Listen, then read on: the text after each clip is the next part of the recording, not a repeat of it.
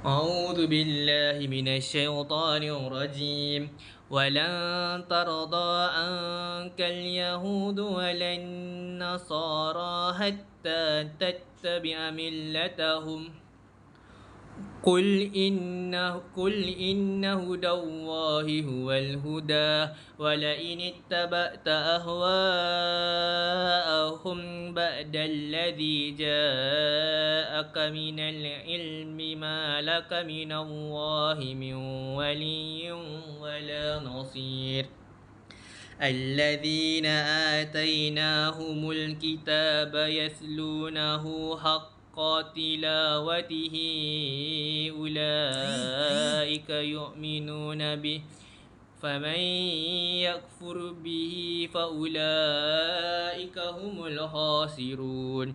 يا بني إسرائيل اذكروا نعمتي التي أنعمت عليكم وأني فضلتكم على العالمين.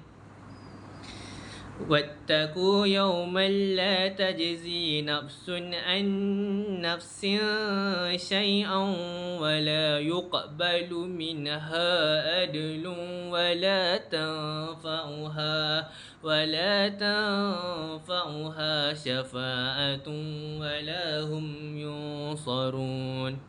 وإذ ابتلى إبراهيم ربه بكلمات فأتمهن قال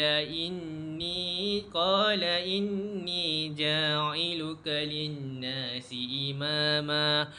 قال إني ذريتي قال لا ينال عهد الظالمين. وإذ جعلنا البيت مثابة للناس وأمنا واتخذوا من مقام إبراهيم مصلى.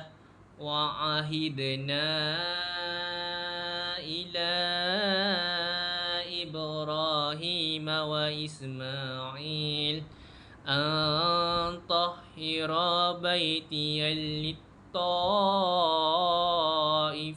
والعاكفين والركع السجود.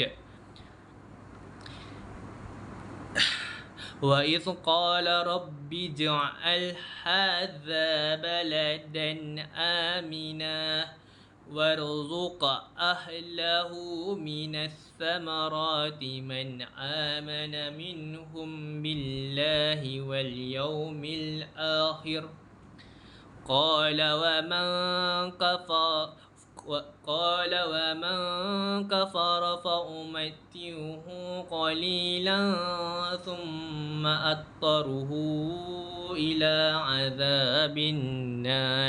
عذاب النار وبئس المصير.